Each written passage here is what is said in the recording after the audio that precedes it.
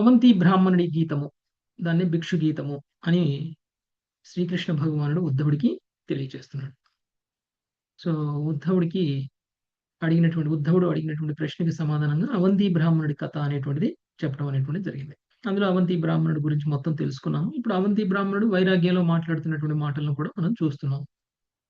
So, Avanthi బ్రాహ్మణుడు వైరాగ్యంలో మాట్లాడినటువంటి మాటలే ఈ భిక్షు గీత అని చెప్పడం జరుగుతుంది.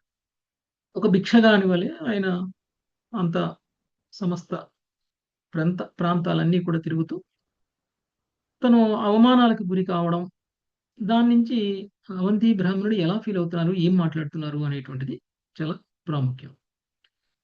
తనకు కలిగినటువంటి ఈ పరిస్థితికి తను ఎవరిని నిందించకుండగా, కేవలం ఈ భౌతిక జగత్తులో ఉండడం కారణంగా ఆది భౌతిక, ఆధ్యాత్మిక, ఆది దైవిక తాపాలు అనేటువంటివి సహజము అని భావిస్తున్నాడు. ఇవన్నీ ఎందుకు జరుగుతున్నాయి? ఎందుకు నేను ఈ భౌతిక లోకంలో ఉన్నాను? ఎందుకు నాకు ఈ ఆది భౌతిక, ఆది దైవిక, ఆధ్యాత్మిక తాపాలు ఎందుకున్నాయి అనంటే, కారణం మనసు అని చెప్తున్నారు. ఈ మనసు ఎంత దృఢమైనది అనంటే, బలవంతుల కంటే కూడా బలమైనటువంటిది. ఈ మనసు సమస్త ఇంద్రియాలని కూడా తన ఆధీనంలోకి తీసుకోవడం వల్ల ఇది జరుగుతుంది. మనసు ఆత్మతో సహా ఇతర ఇంద్రియాలన్నిటిని కూడా ఆధీనంలో తీసుకోవడం వల్ల దేహాత్మ భావంలోకి వచ్చేస్తుంది. మనమందరం కూడా దేహాత్మ భావంలో ఉంది. మనసు కారణంగా గుణాలు, గుణాల కారణంగా కర్మలు, కర్మల కారణంగా కర్మల ఫలితాలు, కర్మల ఫలితాల కారణంగా మనం అనుభవిస్తున్నటువంటి కష్టాలు, సుఖాలు అన్నీ కూడా. సుఖ దుఃఖాలు. ఈ సుఖము, దుఃఖము అనేటువంటి దానికి అసలు కారణం ఏమిటో తెలియనటువంటి మనము అనేక రకాలుగా పలానా కారణం, పలానా కారణం, పలానా కారణం అని అందరిని నిందించడం మొదలుపెడతాం. ముందుగా మనము మన సుఖదుఖాలకి కారణం ఇతర జనులు అనేటువంటి ఇది కూడా చేస్తాం. ఆ ఇతర జనులకి, ఆత్మకి ఏ సంబంధము లేదు. ఎవరైతే మనకి జీవితంలో దుఃఖాలను కలిగిస్తున్నారో వాళ్ళకి ఈ ఆత్మకి ఎలాంటి సంబంధము లేదు. అయినా సరే వాళ్ళ వల్లనే కలుగుతుంది ఈ ఆత్మకి కష్టం. శరీరానికి కలిగే కష్టాన్ని, మనసుకు కలిగేటువంటి బాధలని ఆత్మ తనకి కలుగుతుంది అనేటువంటి భావనలోకి వెళ్ళిపోవడం అనేటువంటిది ఒకటి జరుగుతుంది. అందుకనే మనం ఇతరులని నిందిస్తాం. మన జీవితంలో ఉన్నటువంటి సుఖ దుఃఖాలకి ఇతరులని కారణం చేయడం అనేటువంటిది జరుగుతుంది. కాబట్టి ఇతరులు కాదు. ఇక ఎవరు? దేవీ దేవతలు ఏమైనా కారణమా అనంటే దేవీ దేవతలకి కూడా ఆత్మకి ఏమీ సంబంధం లేదు. దేవీ దేవతల యొక్క ప్రభావము అనేటువంటిది మన యొక్క మనసుకి సంబంధించినటువంటి ఆలోచనలకు అనుగుణంగా, భావాలకి అనుగుణంగా, కోరికలకి అనుగుణంగా, మనం చేస్తున్నటువంటి కర్మలకి అనుగుణంగా, భగవంతుడు సాక్షీభూతంగా మనందరినీ కూడా చూస్తూ ఉన్నారు కాబట్టి, దేవీ దేవతల ద్వారా మనకి ఏది ప్రాప్తముందో, ఏది అర్హత ఉందో అంతవరకు మాత్రమే కలుగజేయడం అనేటువంటిది జరుగుతుంది. సుఖమైన, దుఃఖమైన దేవీ దేవతల ద్వారా కలిగేటువంటివన్నీ కూడా మన ప్రాప్తానికి అనుగుణంగా జరుగుతుంది. గ్రహాలు, గ్రహాలేమైనా కారణమా అనంటే గ్రహాలు కూడా కారణం లేదు. ఎందుకు అంటే ఈ గ్రహాలు ఇవన్నీ కూడా భౌతిక విశ్వంలో భాగం. ఆత్మ భౌతిక విశ్వానికి సంబంధించినటువంటి ఎంటిటీ కాదు. కాబట్టి ఏ విధంగా అయితే ఇతర జీవులు కారణం కాదో, అదే విధంగా గ్రహాలు కూడా కారణం కాదు. గ్రహ ప్రభావం అనేటువంటిది కేవలం జన్మించిన వాళ్ళ మీద, మరణించేటువంటి వాళ్ళ మీద మాత్రమే ఉంటుంది కానీ, జన్మ, మరణం లేనటువంటి ఆత్మ మీద ఉండదు. ఆత్మ దేహాత్మ భావంలోకి వెళ్ళడం కారణంగా ఈ శరీరానికి కలిగేటువంటి గ్రహ ప్రభావాన్ని ఆత్మకి కలుగుతుంది అనేటువంటి భావంలోకి వెళ్తున్నాం. అంటే ఈ ఈ ఈ ఈ జ్ఞానం అంతా కూడా మనల్ని మన శరీరము అనేటువంటి భావన నుంచి ఆత్మ అనేటువంటి భావన వరకు మనల్ని తీసుకువెళ్ళడం కోసం ఉపయోగపడుతుంది. ఈ శారీరకమైనటువంటి ఇబ్బందులన్నిటిని కూడా మన ఆధ్యాత్మిక ప్రగతికి కారణం కాకూడదు అనేటువంటిది మనకి ఈ జ్ఞానం ద్వారా ఉపయోగపడుతుంది. మనం అందరం కూడా రోజు ఒక మాల చేయాలి అనంటే, లేదు అనంటే కొంచెం ఆధ్యాత్మిక సాధన చేయాలి అనంటే, మనకి అనేక రకమైనటువంటి భౌతిక సమస్యలున్నాయి. అందరూ ఆఫీసుల్లో బిజీ, వ్యాపారాల్లో బిజీ, కుటుంబ సభ్యులతో బిజీ, బంధుమిత్రులతో బిజీ, కిచెన్‌లో బిజీ, బెడ్‌రూమ్‌లో బిజీ అన్ని పనులు ఇన్ని పనులలో మనకి జపం చేసే టైం లేదు. భగవంతుడి కోసం సమయాన్ని వెచ్చించేటువంటి సమయం లేదు మనకి. అంటే మన జీవితం మొత్తం కూడా భౌతికంగానే ఉండిపోవడము అనేటువంటిది కేవలం మన యొక్క అస్తిత్వాన్ని మనం తెలుసుకోలేకపోవడం వల్ల మాత్రమే జరుగుతుంది. మన యొక్క నిజ స్థితిని మనం తెలుసుకోలేకపోతున్నాం. పరమ సత్యం ఏమిటి అనేటువంటి విషయం మనం తెలుసుకోలేకపోవడం వల్లనే జరుగుతుంది. మనం చేసే ప్రతిదీ కూడా తాత్కాలికము అనేటువంటి జ్ఞానాన్ని మనం కోల్పోవడం వల్ల మాత్రమే జరుగుతుంది. అందుకు ఈయనిస్తున్నటువంటి జ్ఞానం అనేటువంటిది ఉపయోగపడుతుంది. ఒకవేళ ఆత్మే కారణము అని అనుకుంటే గ్రహాలు కాదు, ఆత్మే కారణము అని అనుకుంటే ఆత్మ అనేటువంటిది కూడా ఆధ్యాత్మికమైనటువంటిది. ఇంకా ఆత్మ కారణము అనంటే అది ఆత్మ స్వభావం అయితే తప్ప అది కారణం కాకుండా ఉండదు. ఎ ఒకవేళ ఆత్మే కారణము అయినట్లయితే గనుక మనం ఎవరిని నిందించకూడదు, ఎవరి మీద కోప్పడకూడదు. ఎవరితోటి కలహాలు పెట్టుకోకూడదు. మన జీవితంలో జరుగుతున్నటువంటి వాటి అన్నిటికి కూడా ఎవరెవరైతే కారణంగా మనకు కనిపిస్తున్నారో వాళ్ళందరూ కేవలం నిమిత్త మాత్రులు మాత్రమే. వాళ్ళని ద్వేషించటం, వాళ్ళని దూషించటం, దానివల్ల మనకు కలిగేటువంటి ప్రయోజనం ఏమీ లేదు. మనకు కలిగేటువంటి దుఃఖాలు పోవు. మనకు కలిగేటువంటి సుఖాలు పోవు. జ్ఞానం లేకపోవడం వల్ల మనం అందరినీ ద్వేషిస్తాం. అందరినీ శత్రువులుగా భావిస్తాం. ఏ వ్యక్తికి చాలా తక్కువ మంది మిత్రులుంటారు. కానీ ద్వేషించే వాళ్ళు చాలా ఎక్కువ మంది ఉంటారు. ఎవరినైనా తీసుకోండి. హ్మ్.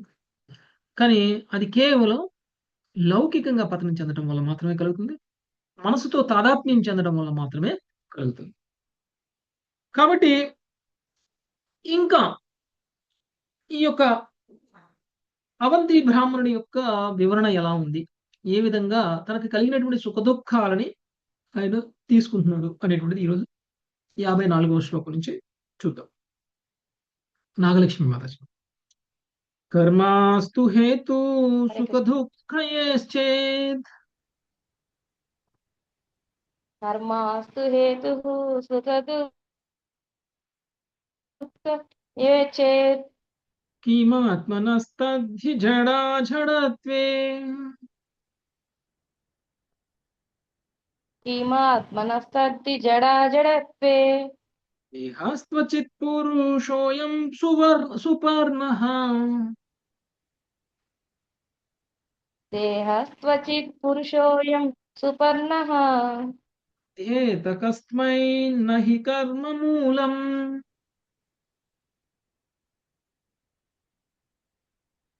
ఉద్యేత కస్మై నహి కర్మ మూలం. కర్మలే సుఖదుఖములకు కారణం అని ఊహించినను అది ఆత్మకు సంబంధించిన విషయమే కాదు. చేతన స్వరూపుడగు కర్త కర్మఫలముగా సుఖదుఖములనే వికారములకు లోనయ్యేడి భౌతిక దేహం ఉన్నప్పుడే భౌతిక కర్మ భావన ఉదయించును. దేహము జడమైనది కనుక సుఖదుఖముల నిజమైన గ్రహీత అది కాదు. దేహమునకు పరమైనది చర్మముగా ఆధ్యాత్మిక పూర్ణమైనది నాకు ఆత్మ కూడా గ్రహీత కాదు. ఈ విధంగా కర్మకు దేహము గాని ఆత్మ గాని ఆధారం కానప్పుడు మనుషుడు ఎవరిపైన క్రుద్ధుడు కాగలుగును? భాష్యం. ఇటుకలు రాళ్ళు ఇతర వస్తువుల వలె భూమి జలము అగ్ని వాయువులతో భౌతిక దేహం తయారైంది. దేహం నందు మిథ్యాతాధ్యాత్మము చెందిన మనుషుని చేతనము సుఖ దుఃఖానుభూతిని పొందును. భౌతిక జగత్తునకు బోత్తలమని మిథ్యగా తలచినప్పుడే కర్మలు నిర్వహింపబడును. ఈ విధంగా మిథ్యాహంకారము ఆత్మయందు దేహం నందు భ్రమయే అయి ఉన్నది. వాస్తవం నాకు ఆత్మ దేహము రెండు భిన్నమైనవి. కర్మ అనున్నది భ్రాంతిమయ చేతనముపై ఆధారపడి ఉంది కనుక అవి మిథ్యాపూర్ణములై ఉండి దేహం పైన గాని ఆత్మ పైన గాని ఆధారపడుతున్నవి. బద్ధజీవుడు మిథ్యగా దేహంతో తాదాత్మ్యం చెంది భౌతిక జగత్తును భోగించువానిగా అయినప్పుడు అక్రమ స్త్రీ సంబంధంతో సుఖమును పొందకూడదు. దేహాత్మ బుద్ధిని కలిగి ఆ విధంగా స్త్రీలను జగత్తు భోగించువాడినని తలచేడి మిథ్యాభావన పైననే ఈ పాపం ఆధారపడి ఉన్నది. అతడు నిజంగా దేహం కాదు కనుక స్త్రీ భోగం అనేది కార్యం కూడా వాస్తవంగా లేదు. రెండు దేహములనేది అన్యోన్య క్రియ స్త్రీ పురుషుల మిథ్యా చేతన అన్యోన్య క్రియ మాత్రమే అతడు నెలకొని ఉన్నది. అక్రమమైన సుఖము దేహం కలిగి స్వీయానుభవంగా మిథ్యాహంకారం చే మిథ్యగా స్వీకరించబడింది. ఈ విధంగా కర్మ యొక్క సుఖదుఖ ఫలములు తుట్టతుదకు మిథ్యాహంకారం పైననే పనిచేయాలి కానీ జడ పదార్థంతో తయారైన దేహం పైన గాని భౌతిక పదార్థంతో సంబంధం లేనట్టు ఆత్మ పైన గాని కాదు. ఇక మిథ్యాహంకారం మనసు యొక్క మిథ్యా కల్పనము. ఈ మిథ్యాహంకారమే సుఖదుఖములను అనుభవించుచున్నది. స్వయంగా సుఖదుఖములను అనుభవింపనందున ఆత్మ ఇతరుల పట్ల క్రుద్ధము కానే కాదు పైగా అహంకారమే అదంతయు చేయుచున్నది. హరే కృష్ణ. ఓకే. సో, జీవులు కాదు, దేవతలు కాదు, ఆత్మ కాదు, గ్రహాలు కాదు. ఓకే.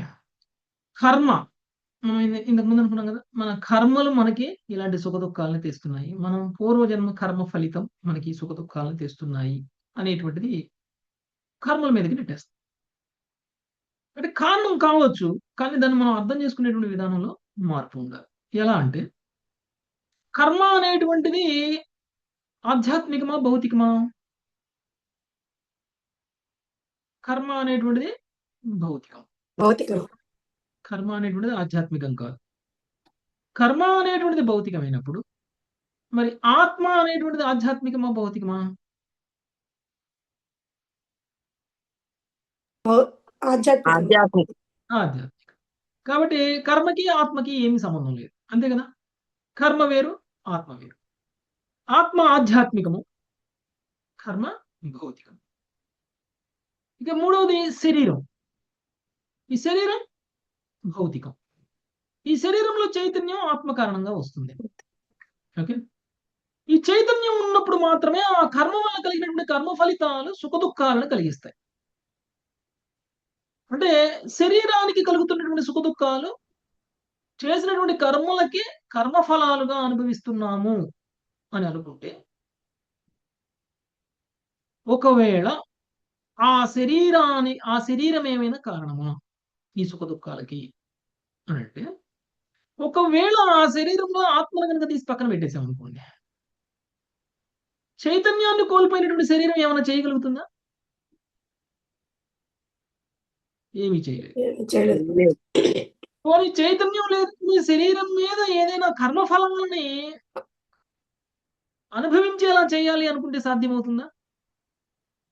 అది కూడా సాధ్యం కాదు. ఓకే. కర్మఫలాలను అనుభవించాలి అంటే చైతన్యం ఉండాలి. అంటే ఈ విధంగా చూస్తే శరీరం కేవలం జడ పదార్థం.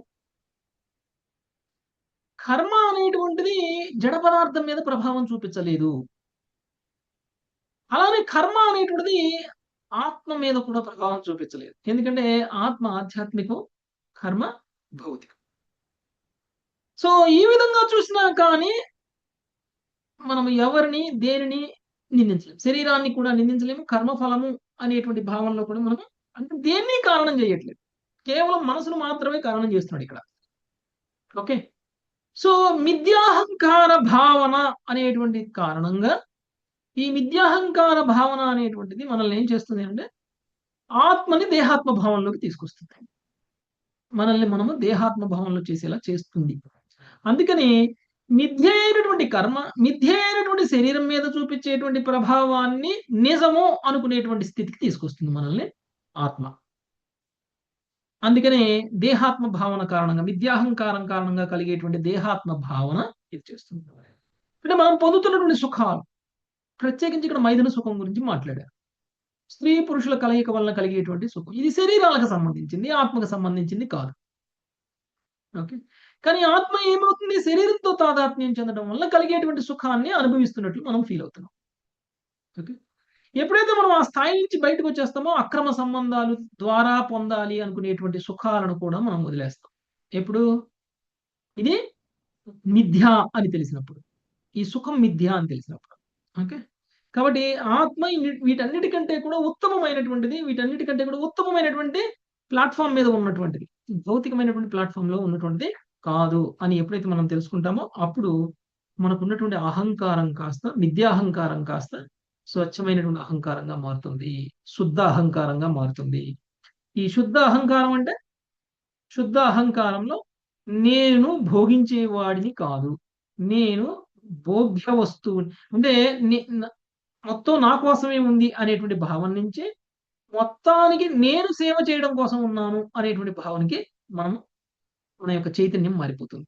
అంటే నేను ఒక యజమానిని అనేటువంటి భావం నుంచి నేను ఒక సేవకుడిని అనేటువంటి భావానికి మనము విద్యాహంకారం తొలగినప్పుడు మాత్రమే సాధ్యమవుతుంది. అంటే భోగించబడేటువంటి వాళ్ళు వేరు, మనం కాదు.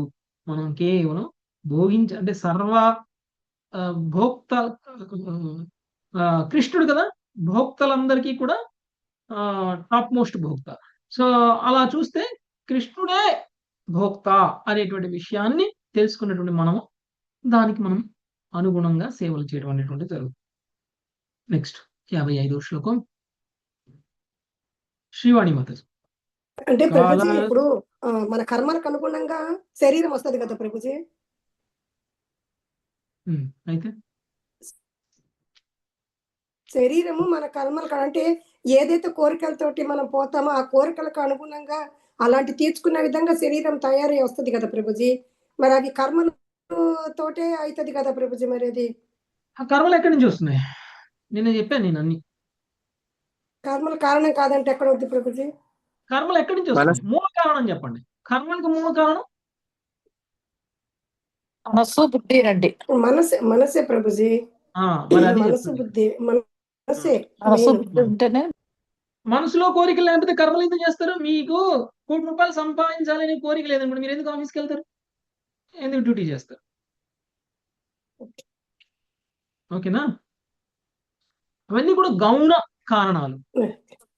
ఓకే, గౌణ కారణాలు సెకండరీ రీజన్స్, ప్రైమరీ రీజన్ కాదు. ఓకే, సో మనకు అది సెకండరీ రీజన్, ప్రైమరీ రీజన్ లా కనిపిస్తుంది. అదే మూల కారణంలా మనకు కనిపిస్తుంది, కానీ అది మూల కారణం కాదు. ఓకే, నెక్స్ట్ 55వ శ్లోకం. శ్రీవాణి మాతాజీ. Voice break. కాలస్తు హేతు సుఖ దుఃఖయోశ్చేత్ కాలస్తు హేతుః సుఖ దుఃఖ ఏ చేత్ కిమాత్మనస్తత్ర తదాత్మకోసౌ కిమాత్మనస్తత్ర తదాత్మకోసౌ నాగ్నేర్హితాపో నహిమస్య తస్యాత్ అగ్నేర్హితాపో నహి హిమస్య తస్యాత్ రుధ్యేత కస్మైన పరస్య ద్వంద్వం ఉద్యేత కస్మైన పరస్య ద్వంద్వం. కాలమే సుఖదుఖములు హేతువని తలచినచో ఆ అనుభవము కూడా ఆత్మకు అన్వయించదు. ఎలయన కాలము భగవంతుని ఆధ్యాత్మిక విస్తారమై ఉన్నది. జీవులు కూడా కాలము ద్వారా ప్రకటమయ్యేది భగవత్ శక్తి విస్తారములే అయి ఉన్నారు. నిక్కముగా అగ్ని తన శిఖలను లేదా నిప్పు కణికలను దగ్ధము చేయదు, చలి మంచుకు చేరువు చేయజాలదు. యథార్థమునకు ఆత్మ దివ్యమును సుఖదుఖానుభవమునకు అతీతమును అయ్యున్నది. అయినచో మనుషుడు ఎవరిపైన కోపము చూపగలుగును. భాష్యము. భౌతిక దేహము జడ పదార్థము, దానికి సుఖదుఖములు కానీ ఇంకేదో కానీ కలగనే కలగవు. ఆత్మ పూర్తిగా దివ్యమైంది కనుక తన చేతనము అది సుఖదుఖములకు అతీతుడై భగవంతుని ఎందే లగ్నము కావింపవలెను. దివ్య చేతనము మిథ్యగా జడ పదార్థముతో తాదాత్మ్యము చెందినప్పుడే జీవుడు భౌతిక జగత్తులో దుఃఖానుభవమును పొందును.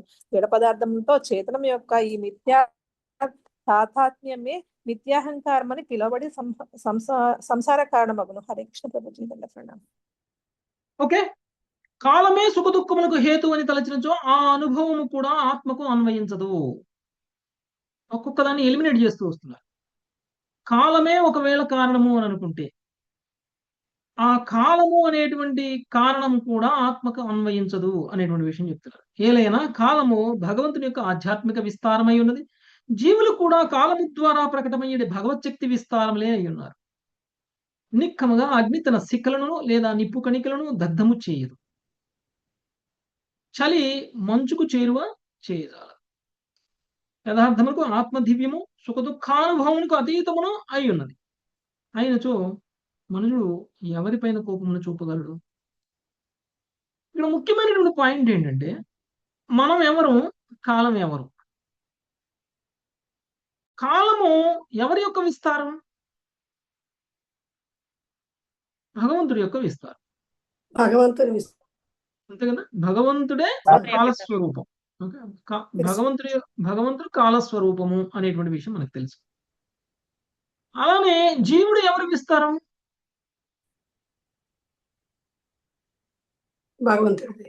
భగవంతుడి యొక్క పాక్షిక విస్తారం. కాలము కూడా భగవంతుడి యొక్క పాక్షిక విస్తారమే, జీవుడు కూడా భగవంతుడి యొక్క పాక్షిక విస్తారం. ఓకే, అగ్ని ఇంకొక అగ్ని కణికని చల్లార్చగలదా? ఒక మంటలో ఇంకొక నిప్పుని తీసుకొచ్చి పడేస్తే నిప్పు చల్లారిపోతుందా? మంట వల్ల నిప్పు నశిస్తుందా? నిప్పు నశించదు కదా. అంటే రెండు ఒకే స్వభావాలు కలిగినటువంటి ఒకదాన్ని ఒకటి నశింపజేయడం అనేటువంటిది కష్టం. నశింప చేయలేదు. ఓకే. అగ్నిలో అగ్ని, చలిలో మంచు. ఓకే. మంచు ఉందనుకోండి, మంచును కరగదీయాలంటే ఎక్కడ తీసుకెళ్ళాలి? వేడిలో తీసుకెళ్ళాలి. వేడి దగ్గరికి. అగ్ని దగ్గర కానీ చల్లగా తీసుకెళ్లి మంచుని పెట్టామనుకోండి, కరుగుతుందా? నీళ్ళు అవుతాయి అది? ఇంకా అది గడ్డగా అలానే ఉంటుంది కదా. ఎలా అయితే ఒకే స్వభావం కలిగినటువంటి రెండు ఒకదాని మీద ఒకటి ప్రభావాన్ని చూపలేదో ఆ విధంగా ఆత్మ ఆధ్యాత్మికము, కాలము ఆధ్యాత్మికము, ఆత్మ భగవంతుడి యొక్క విస్తారము, కాలం కూడా భగవంతుడి యొక్క విస్తారము, స్వభావరీత్యా రెండు ఒకటే రకమైనటువంటివి కాబట్టి ఒకదాని మీద ఒకటి ప్రభావం చూపించుకోలేవు. కాలం కారణంగా కలిగినటువంటి ఆత్మకి కష్టం అనేటువంటిది ఉండదు. కాకపోతే విద్యాహంకారం కారణంగా మనం దేహాత్మ భావంలోకి రావడం వలన సుఖదుఖాలకి అతీతమైనటువంటి ఆత్మ సుఖదుఖాలని ఫీల్ అవుతుంది. ఓకే. కాల ప్రభావంతో జరిగిపోయింది. కొంతమంది అంటారు కదా, టైం అలా ఉంది అని. సో ఆ విధంగా సో మిథ్యా తాదాత్మ్యమే దానికి కూడా కారణం. 56వ శ్లోకం లవణ్యమత. నకేన చిత్వాపి కదంచనాస్య. లవణ్యమత. కేనచిత్వాపి కదంచనస్య ద్వంద్వో పరాగ పరతః పరస్య. ద్వంద్వో పరాగః పరతః పరస్య యథాహమస్సం శృతిరూపిణస్య. యదాహమః సంస్కృతిరూపిణः దేవం ప్రబుద్ధో న బిభేతి భూతై.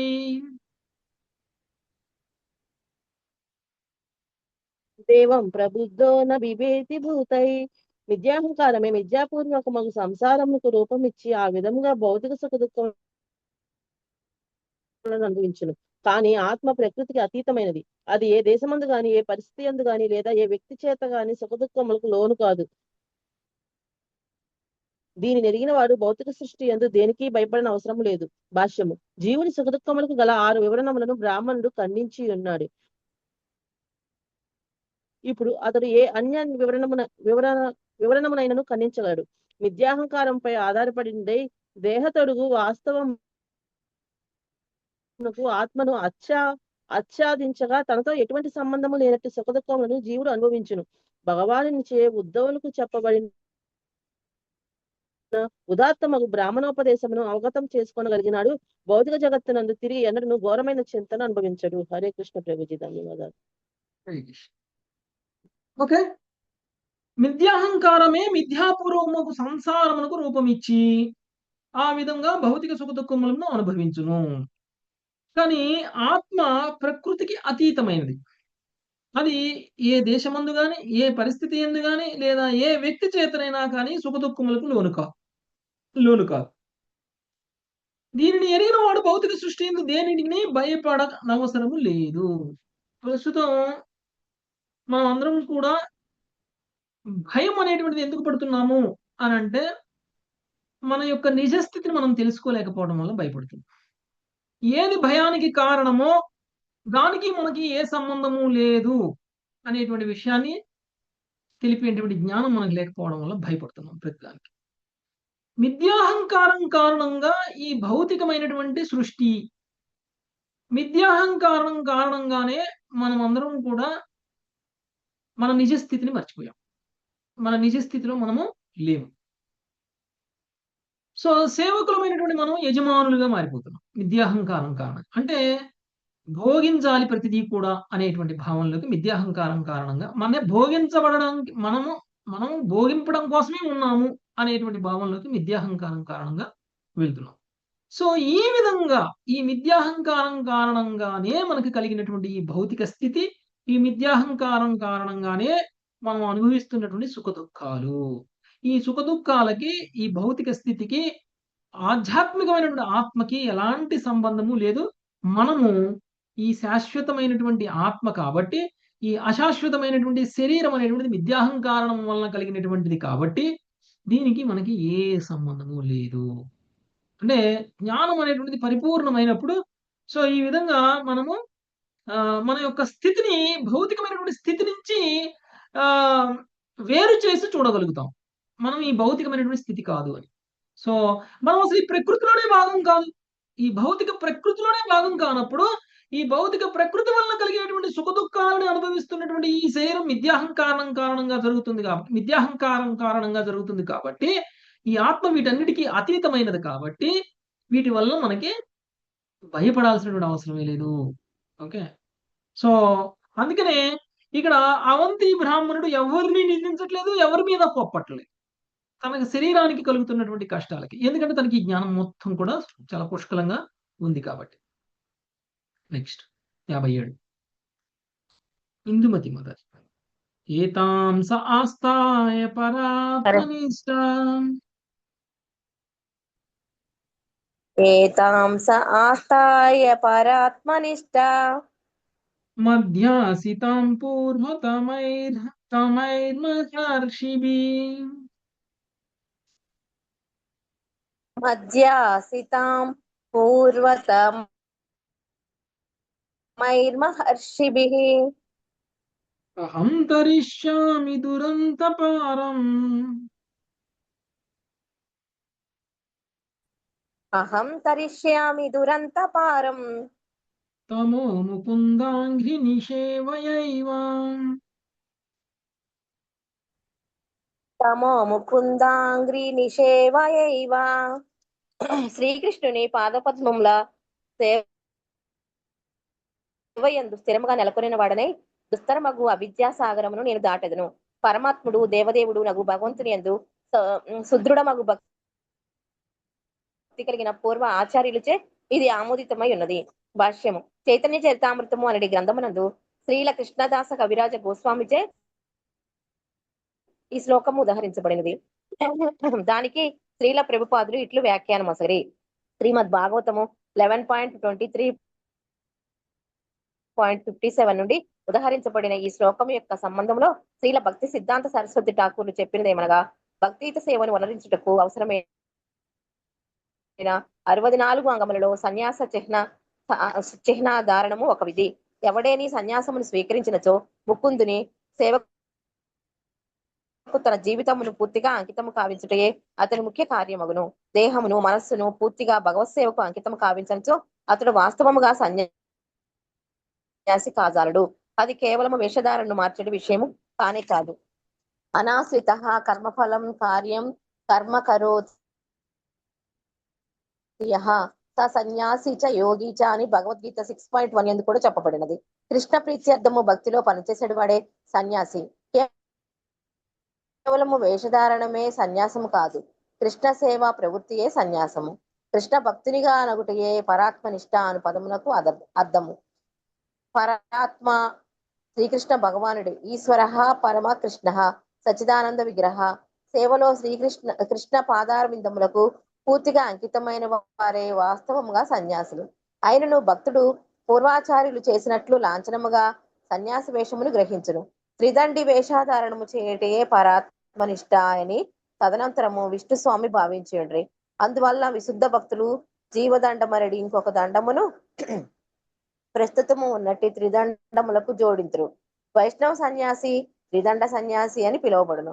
మాయావాద సన్యాసులు త్రిదండము యొక్క ప్రయోజనము నెరుగని వారై కేవలము ఒకే దండమును స్వీకరింతురు. శివస్వామి వర్గంలోని పలువురు తదనంతరము భగవంతుని ఏడ ఆత్మనిష్టను విడిచి శంకరాచార్యుని పదమును చేపట్టరు.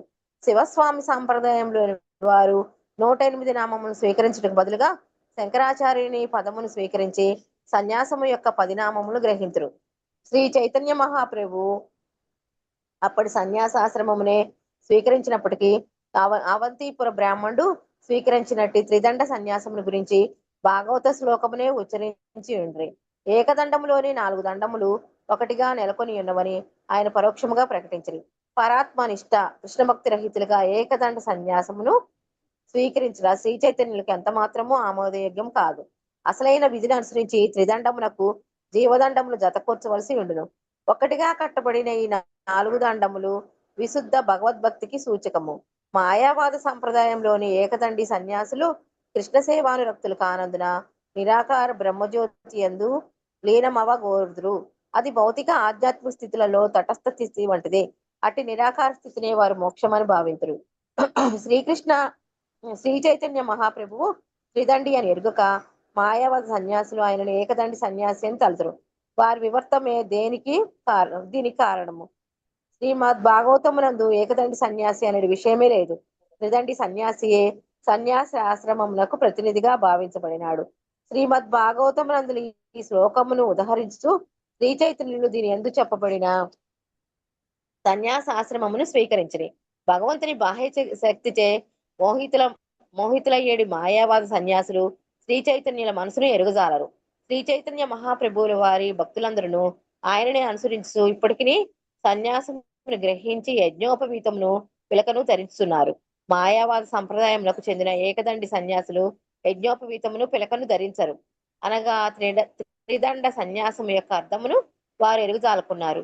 ముకుందుని సేవకు తమ జీవితాలను అంకితము చేయుటకు వారు ఇష్టపడరు.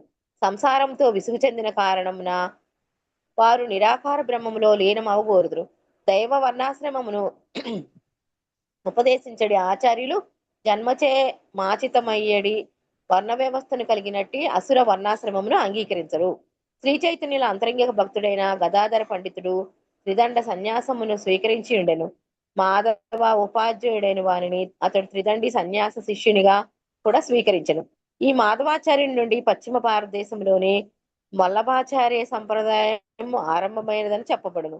గౌడీయ వైష్ణవ సంప్రదాయంలో స్మృత్యాచార్యునిగా తెలియబడి శ్రీల గోపాల భట్టవసు తదనంతరము త్రిదండి పాదులకు ప్రబోధానంద సరస్వతి నుండి త్రిదండి సన్యాసమును స్వీకరించెను. త్రిదండి సన్యాస స్వీకారమును గురించిన గౌడీయ వైష్ణవ సాహిత్యంలో స్పష్టంగా పేర్కొనిపోయినను శ్రీల రూపగోస్వామి విరచితమైనట్టి ఉపదేశామృతమునందలి ప్రథమ శ్లోకము తెలుపునదేమనగా మనుజుడు 6 వేగములను నియంత్రించే త్రిదండ సన్యాసమును స్వీకరింపవలసి ఉండును. వాచో వేగం మనసః క్రోధ వేగం జిహ్వా వేగం ఉదరోపస్థ వేగం ఏతాన్ వేగాన్ యో విషహేత ధీరః సర్వామపి పీమాం పృథివీం న శిష్యాత్. వాచా వేగాన్ని, మనసులోని కోరికలను, క్రోధ చలనాన్ని, నాలుక ఉదరము ఉపస్థముల వేగాన్ని సహించగలిగిన ధీరుడు ప్రపంచమంతటా శిష్యులను తయారు చేసుకోవటానికే సమర్థుడవుతాడు. శ్రీ చైతన్యుని అనుయాయులు ఎన్నడూను మాయావాద సంప్రదాయంలోని సన్యాసమును స్వీకరింపలేదు. ఇందులకు వారి పట్ల ఏ రీతిగానూ దోషము వెనరాదు. శ్రీ చైతన్య మహాప్రభు త్రిదండి సన్యాసి అయినట్టి శ్రీధర స్వామిని అంగీకరించి ఉండ్రి. కానీ మాయావాద సన్యాసులు శ్రీధర స్వామిని గురించి ఎరుగక ఆయనను మాయావాద ఏకదండ సన్యాస వర్గములకు చెందిన వానిగా తలతురు. కానీ అది నిజము కాదు. హరే కృష్ణ ప్రభుజీ దండోత్ప్రణామం. ఓకే. సో శ్రీకృష్ణుడు యొక్క పాదపద్మ సేవయందు స్థిరముగా నెలకొనిన వాడే దుస్తరముగు అవిద్యాసాగరమును నేను దాటిదను. పరమాత్ముడు దేవదేవుడు ఒక భగవంతుని యందు సుదృఢమగు భక్తి కలిగినటువంటి పూర్వ ఆచార్యులచే ఇది ఆమోదితమై ఉన్నది.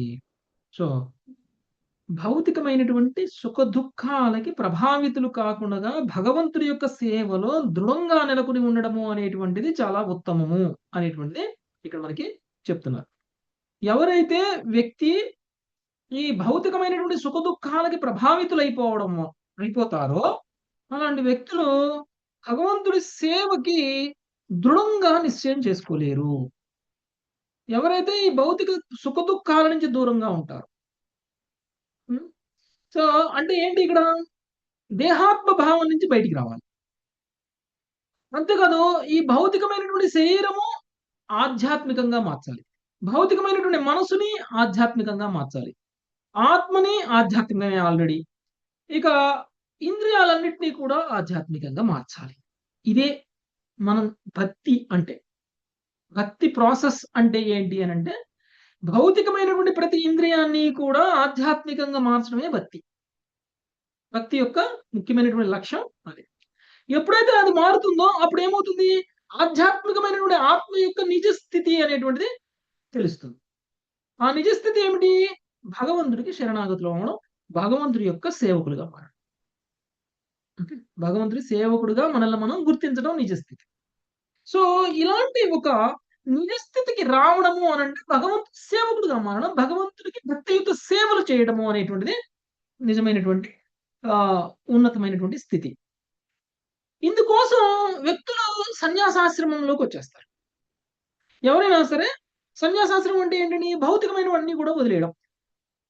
మనము భౌతికమైనటువంటి కోరికలను వదలకుండా సన్యాసాశ్రమం తీసుకుంటే దానివల్ల ఎలాంటి ప్రయోజనము లేదు.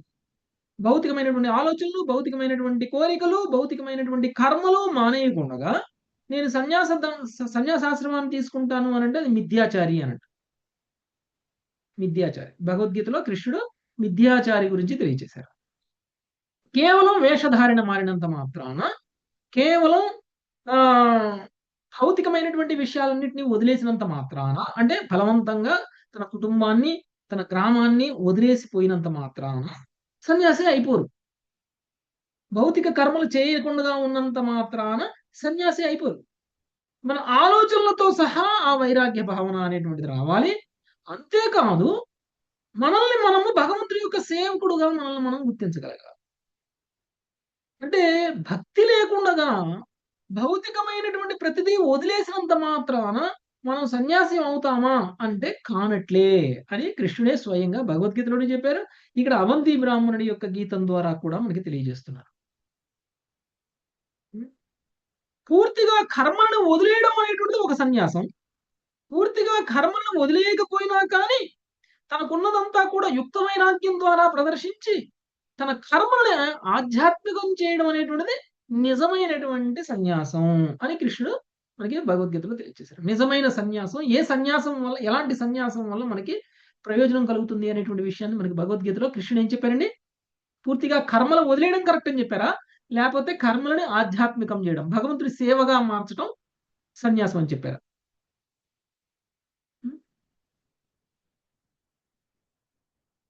భగవంతుడి భగవంతుడి సేవగా చేయడం అనేటువంటిది నిజమైన సన్యాసం అని చెప్పారు. ఓకే, ఇప్పుడు ఇక్కడ మనకి భాష్యంలో ఏకదండి సన్యాసం, త్రిదండి సన్యాసం గురించి చాలా ఎక్కువగా మాట్లాడారు. ఓకే, దీన్ని మనం అర్థం చేసుకునేటువంటి ప్రయత్నం చేద్దాం. ఏకదండి సన్యాసి యొక్క లక్ష్యం ఏమిటి అంటే నిరాకార బ్రహ్మంలో లీనమైపోవడం. త్రిదండి సన్యాసం యొక్క లక్ష్యం ఏమిటి అని అంటే నిరాకార బ్రహ్మంలో లీనమవడం కాదు, భగవంతుడి యొక్క ధామానికి వెళ్ళి భగవంతుడి యొక్క నిత్య సేవకుడుగా నెలకొని ఉండడం. ఓకే, ఇప్పుడు ఎందుకు ఏకదండి సన్యాసి నిరాకార బ్రహ్మంలో లీనమైపోవాలి అని అనుకుంటున్నారు అంటే ఆయన దృష్టిలో రూపము అనేటువంటిది ఒక ప్రాబ్లం. ఈ భౌతికమైనటువంటి సమస్యలన్నిటికీ కారణం మనకున్నటువంటి భౌతికమైనటువంటి రూపం. ఈ రూపం అనేటువంటిది లేకపోతే ఈ సమస్యలు ఉండవు, ఈ రూపం అనేటువంటిది లేకపోతే ఈ కష్టాలు ఉండవు. కాబట్టి రూపరహితంగా మారిపోవడమే ముక్తి. భౌతికమైనటువంటి కష్టాలన్నింటినీ తొలగించుకోవడం కోసం రూపరహితంగా మారాలి. ఈ రూపరహితంగా మారడమే ముక్తి అని ఏకదండి సన్యాసం అంటారు. అందుకని దీన్ని మాయావాద సన్యాసం అని అంటారు, దీన్ని మాయావాదం అని అంటారు. ఓకే, అంటే ఎవరైతే మాయావాద సన్యాసం తీసుకున్నారో, అంటే ఎవరైతే ఏకదండి సన్యాసం తీసుకున్నారో వాళ్ళ యొక్క లక్ష్యం నిరాకార బ్రహ్మంలో లీనమైపోయి ఆకారాన్ని కోల్పోవడం. ఒకవేళ మీకు ఎవరైనా చెప్పారనుకోండి, ముక్తి అంటే ఆకారాన్ని కోల్పోవడం కాదు, ముక్తి అంటే మీ రూపం మీకుంటుంది. ముక్తి పొందిన తర్వాత కూడా మీకంటూ ఒక స్వరూపం అనేటువంటిది ఉంటుంది. మీరు భగవంతుడికి సేవలు చేస్తూ ఉంటారు. ఆ సమయంలో భగవంతుడి యొక్క ధామంలో ఉంటారు అని చెప్పామనుకోండి. ఏంటి తేడా? ఇప్పుడు నాకు రూపం ఉంది, అప్పుడు నాకు రూపం ఉంటుంది. మరి తేడా ఏంటి? ముక్తి పొందిన రూపం ఉంటుంది, ముక్తి పొందకపోయినా రూపం ఉంటుంది. ముక్తి పొందినప్పుడు కూడా మనం భగవంతుడికి సేవలు చేస్తాం, ముక్తి పొందినప్పుడు కూడా ఎవరో ఒకరికి సేవలు చేస్తాం, లేదా మనకు మనం సేవలు చేసుకుంటాం. ఏంటి తేడా? దాన్ని ముక్తి ఎలా అంటారు? కాబట్టి రూపరహితంగా మారడం ఏదైతే ఉందో అదే నిజమైనటువంటి ముక్తి అనుకునేటువంటి వాళ్ళు మాయావాద సన్యాసులు. నిజానికి వాళ్ళది భక్తి కాదు, వాళ్ళని మిథ్యాచారులు అని అంటున్నారు. ఇక్కడ ప్రభుపాదుల వారి భాష్యంలో ఏకదండి సన్యాసులని మిథ్యాచారులు అని అంటున్నారు. ఎందుకు అంటే వాళ్ళకి రూపరహితంగా మారాలి అనేటువంటి కోరిక ఉంది, కానీ భగవంతుడి భక్తుడిగా మారాలి అనేటువంటి కోరిక లేదు వాళ్ళకి.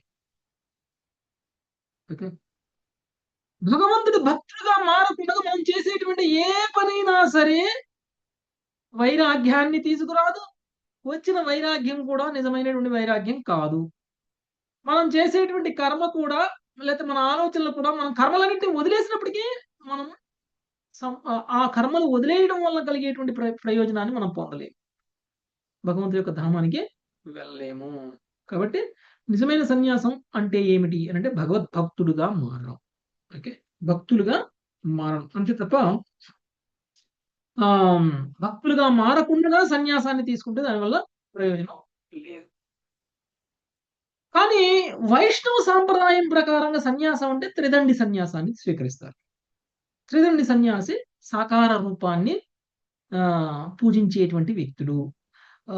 ముక్తి అనంతరం ముక్తిలో కూడా వాళ్ళు రూపాన్ని పొందుతారు. ముక్తి తర్వాత కూడా వాళ్ళు భగవంతుడి యొక్క రూపాన్ని ముఖాముఖి దర్శనం చేసుకుంటారు. నిరాకార బ్రహ్మాన్ని దాటి వెళ్తారు. ఓకే, మరి ఇదంతా ఇలా ఉంటే చైతన్య మహాప్రభు ఎందుకు మరి ఏకదండి సన్యాసం తీసుకున్నారు? చైతన్య మహాప్రభు మాయావాద? చైతన్య మహాప్రభు గౌడ్య వైష్ణవ సాంప్రదాయంలో ఉన్నటువంటి ఒక సన్యాసి, అవునా కదా? మరి చైతన్య మహాప్రభు ఏకదండి సన్యాసం తీసుకుని ఏం మెసేజ్ ఇద్దాం అనుకుంటున్నారు మనకి? చైతన్య మహాప్రభు ఏకదండి సన్యాసమే తీసుకున్నారు, తెలుసా మీ అందరికి?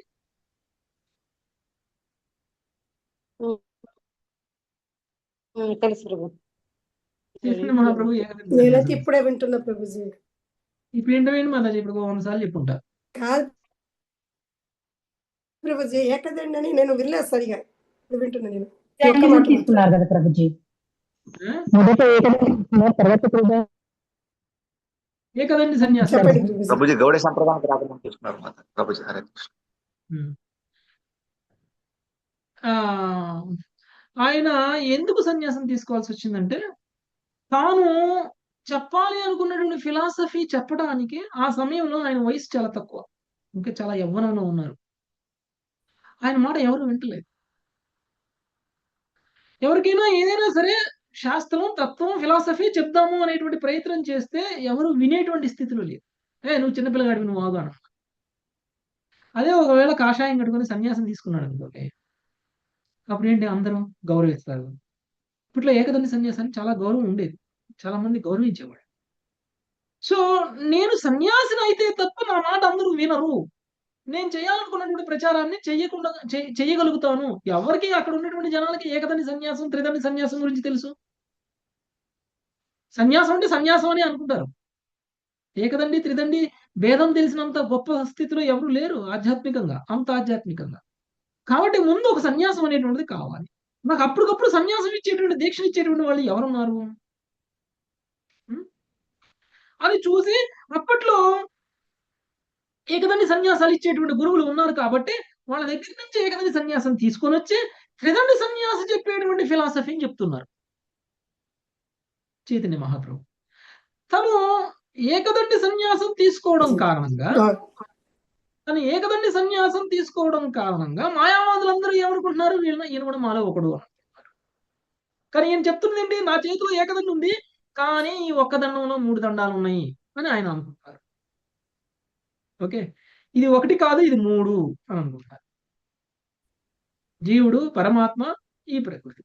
ఓకే, సో ఈ విధంగా అందుకనే చైతన్య మహాప్రభు ఏకదండి సన్యాసం తీసుకున్నప్పటికీ మాయావాద తత్వం అనేటువంటిది ఎప్పుడు చెప్పలేదు. అది ఒక నెసెసిటీ, అదొక అవసరంగా తీసుకున్నారే తప్ప దానివల్ల వాళ్ళు భగవంతుడి నుంచి దూరమైనప్పుడు, భక్తి నుంచి దూరమైనట్టు, నిరాకార బ్రహ్మం మీద ఆకర్షణ పెరిగినట్లు కాదు చైతన్య మహాప్రభుకి. అది ఒక తప్పనిసరి పరిస్థితి అయి తీసుకోవాల్సి వచ్చింది. అప్పుడు అలా తీసుకుంటేనే ఆయన ప్రచారాన్ని కొనసాగించగలుగుతారు. ఆయన ప్రచారం చేసినటువంటి వాక్యాలను అందరూ వినగలుగుతారు. అప్పుడే వాళ్ళందరూ మారుతారు. మరి అందుకని ఏం చేశారండి, తర్వాత నిత్యానంద ప్రభు ఏం చేశారు? ఏకదండి సన్యాసం తీసుకున్న చైతన్య మహాప్రభు చేతిలో ఉన్నటువంటి ఏకదండాన్ని తీసుకుని ఎరగొట్టేసి ఆయనకి నిత్యానంద ప్రభువే త్రిదండి సన్యాసం ఇచ్చారు కదా. ఎవరు ఇవ్వగలరండి దీక్షను? ఎవరు ఇవ్వగలరు? గురుతత్వం ఎవరు? నిత్యానంద ప్రభు కదా. చైతన్య మహాప్రభుకి నిత్యానంద మహాప్రభు. త్రిదండి సన్యాసం ఇచ్చింది ఎవరు? నిత్యానంద ప్రభు. నిత్యానంద మహా నిత్యానంద ప్రభు. ఓకే, సో ఆ విధంగా ఈ మనకి యాక్చువల్గా మనం మాయాపూర్ వెళ్తే మనకు ఆ ప్రదేశం కూడా ఉంటుంది. ఎక్కడైతే నిత్యానంద ప్రభు చైతన్య మహాప్రభు దగ్గర నుంచి ఏకదండాన్ని తీసుకొని ఇరక్కొట్టేశారో ఆ ప్రదేశం కూడా ఉంటుంది. మనం అక్కడికి వెళ్ళి కూడా చూడొచ్చు. దాన్ని దండభంగ ప్రాంతం అని అంటారు. ఎవరికైనా గుర్తుందా మధ్య? ఎవరైనా వెళ్ళారు అక్కడికి? దండభంగ నిత్యానంద ప్రభు పూరిలోనా ప్రభుజీ? మాయాపూర్ అండి. మాయాపూర్. ఓకే, సో ఆ విధంగా త్రిదండ సన్యాసం అనేటువంటిది ఉత్తమమైనటువంటి సన్యాసం. ఆ విధంగా ఒక వ్యక్తి భక్తుడు కాకుండా తను తను బాహ్య స్వరూపాన్ని మార్చుకున్నంత మాత్రాన ఎలాంటి ప్రయోజనము లేదు. ఈ భౌతికమైనటువంటి సుఖదుఖాలకి లోనైపోయి మనము భక్తులుగా మారకుండా ఉండొద్దు. మనం ఈ సుఖదుఖాలన్నీ ఎవరికైనా ఉండాల్సి, ఎవరికైనా ఉంటాయి అనేటువంటి భావంలో మనం ఎప్పుడైతే భక్తులుగా మారతామో అప్పుడు మన జీవితాన్ని వృధా చేసుకోము అని అవంతి బ్రాహ్మణుడు తెలియజేస్తున్నారు. ఓకే, 58వ శ్లోకం. ప్రభుజీ ఒక్కసారి, ఈ త్రిదండలో జీవుడు పరమాత్మ ఇంకోటి ఏంటి ప్రభుజీ? ప్రకృతి. శ్రీ భగవానువాచ. సునీతి మదది, సుధీర సునీతి మదది.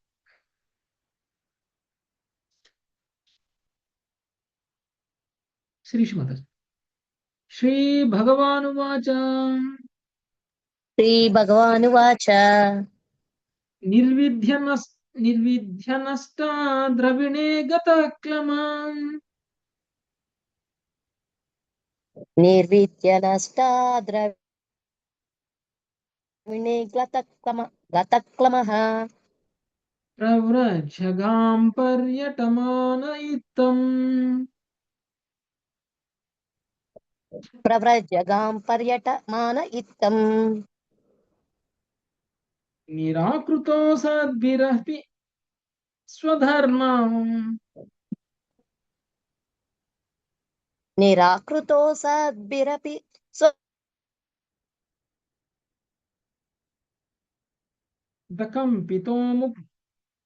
అకంపితో మునిరాహగాధాం.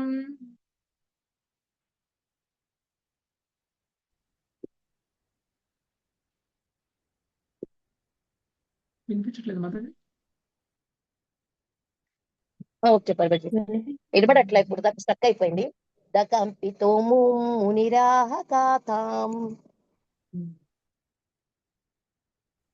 చదవండి.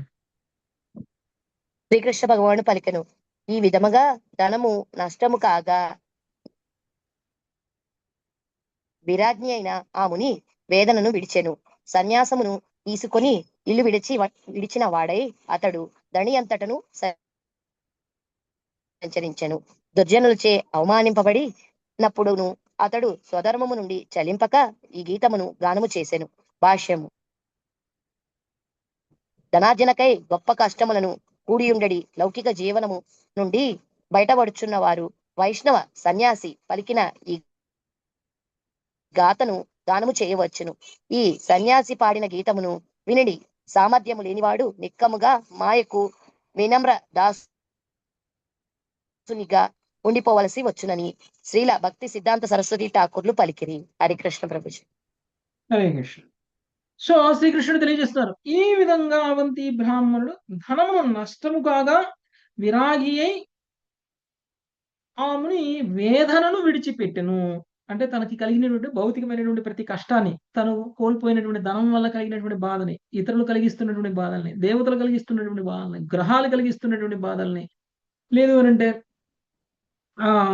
తన వల్ల తనకు కలిగినటువంటి బాధల్ని అన్నిటి నుంచి కూడా ముక్తుడైపోయాడు. ఓకే, సన్యాసమును తీసుకుని ఇల్లు విడిచిన వాడై అతడు ధరణి అంతటను సంచరించను. దుర్జనులచే అవమానింపబడినప్పుడు అతడు స్వధర్మ చెలింపక ఈ గీతమును గానము చేసెను. ఇప్పటి వరకైతే ఏదైతే చెప్పారో స్వధర్మాన్ని విడిచిపెట్టకుండా అంటే స్వధర్మాన్ని విడిచిపెట్టేటువంటి పరిస్థితులు ఎన్ని వచ్చినా కానీ ఆ స్వధర్మాన్ని విడిచిపెట్టకుండా తన యొక్క స్థితిలోనే స్వధర్మంలోనే నెలకొని ఉన్నాడు. ఏమిటి ఒక వ్యక్తికి స్వధర్మము? ఏమిటి మనందరి యొక్క స్వధర్మము? భగవంతుని సేవకులము అని తెలుసుకోవడం. ఉమ్. భగవత్ సేవ వర్ణాశ్రమ ధర్మంలో ఉన్నటువంటి వాళ్ళకి స్వధర్మాలు ఒక్కొక్క వర్ణానికి అనుగుణంగా ఉంటాయి. ఓకే, అవన్నీ ఎందుకు అనంటే ఆ వర్ణంలో వాళ్ళకి ఒక్కొక్క స్వధర్మము అనేటువంటిది ఉంది. అది భగవద్భక్తి కాదు, అది వర్ణాశ్రమం వరకు మాత్రమే. ఎప్పుడైతే వర్ణాశ్రమంలో ఉన్నటువంటి వ్యక్తి స్వధర్మాన్ని పాలిస్తూ వస్తాడో అప్పుడు మనము నిజమైనటువంటి మన స్వధర్మం అంటే భగవద్భక్తి స్థాయికి మనం వెళ్ళగలుగుతాం. అసలు నిజమైనటువంటి స్వధర్మం ఏమిటి అని అంటే భక్తి. ఆత్మకి కావాల్సింది ఏంటి? అది ఇవ్వగలిగితే అది స్వధర్మాన్ని పాటించినట్టు. ఆత్మ యొక్క నిజస్థితిని కనుక మనం తిరిగి తీసుకురాగలిగితే మనం స్వధర్మాన్ని పాటించినట్టు. అక్కడికి రావడం కోసం స్టెప్స్ ఏవైతే ఉన్నాయో అవన్నీ వర్ణాశ్రమం. మనకు అవన్నీ కూడా వర్ణాశ్రమంలో ఉండడం వల్ల మనం స్వధర్మాన్ని పాటించే స్థితికి మనం అందరం కూడా రాగలుగుతాం. కాబట్టి మనం అందరం అంటున్నాం, ఒకవేళ మీ వర్ణానికి అనుగుణంగా మీరు కర్మ చేయకపోతే మీరు స్వధర్మాన్ని పాటించినట్లు, దానివల్ల మీకు పాపం కలుగుతుంది అని అంటారు. అవునా కదా? వర్ణాశ్రమ ధర్మంలో స్వధర్మాన్ని పాటించకపోవడం వలన పాపము కలుగుతుంది. స్వధర్మం చేసేటువంటి వ్యక్తి పర్ఫెక్ట్ గా చేయకపోయినా కానీ ఆయనకి పాపం కలగదు. కానీ పరధర్మాన్ని పాటించేటువంటి వ్యక్తి పర్ఫెక్ట్ గా చేసినా కానీ దానివల్ల ఏమవుతుంది? పాపం కలుగుతుంది. సో అప్పుడు మనందరికీ డౌట్ వస్తుంది, ఇప్పుడు నేను స్వధర్మాన్ని పాటిస్తున్నానా లేదా? నేను ఒక వైశ్యుణ్ణి, నేను స్వధర్మాన్ని పాటిస్తున్నానా లేదా? నేను ఒక ఉద్యోగం చేస్తున్నాను. వైశ్యుడు ఉద్యోగం చేయకూడదు. వైశ్యుడు స్వధర్మం ఉద్యోగం చేయడం కాదు, వ్యాపారం చేయడం. మరి ఒక క్షత్రియుడుగా ఉన్నాడా? ఇప్పుడు లేడు. మరి ఉద్యోగాలు చేస్తున్నారు, లేదంటే వ్యవసాయాలు చేస్తున్నారు, లేదంటే వ్యాపారాలు చేస్తున్నారు. మరి ఒక శూద్రుడు ఎలా ఉన్నాడు? శూద్రుడులా ఉన్నాడా? యాక్చువల్గా మిగిలిన వాళ్ళందరూ శూద్రులుగా మారిపోయారు ఇప్పుడు. అందుకనే కలియుగంలో స్వధర్మాన్ని పాటించే వాళ్ళే లేరు, అందరూ శూద్రులే అనేటువంటి విషయాన్ని మనకి ప్రభుపాదులు వారు తెలియజేశారు. మరి అలాంటప్పుడు మరి మనకు పాపం రాదా? ఉద్యోగాలు చేసే వాళ్ళందరూ పాపాత్ములేనా?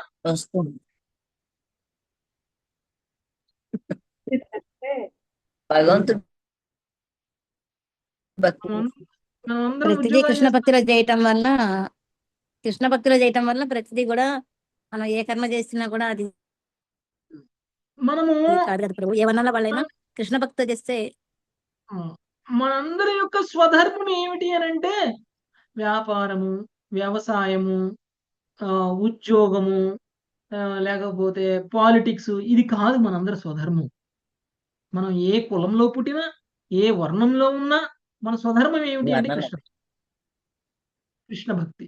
ఓకే, ఒకవేళ కృష్ణ భక్తితో ఏ పని చేసినా గానీ ఆ పని వల్ల కలిగేటువంటి కర్మ ఫలం ఉండదు. ఎందుకు అంటే కృష్ణ భక్తుడు స్వధర్మంలో ఉన్నారు కాబట్టి. ఏమిటి ఆయన స్వధర్మం? కృష్ణ భక్తి, భగవత్ సేవ. భగవత్ సేవలో ఉన్నటువంటి వ్యక్తికి వర్ణాశ్రమ ధర్మానికి సంబంధించినటువంటి స్వధర్మ పరధర్మాలు అనేటువంటివి ఉండవు. Okay okay next. Okay, so ఇక్కడ వరకు భిక్షు గీత అంటే అవంతి బ్రాహ్మణుడి యొక్క గీతం కంప్లీట్ చేశాము. కృష్ణుడు మనకి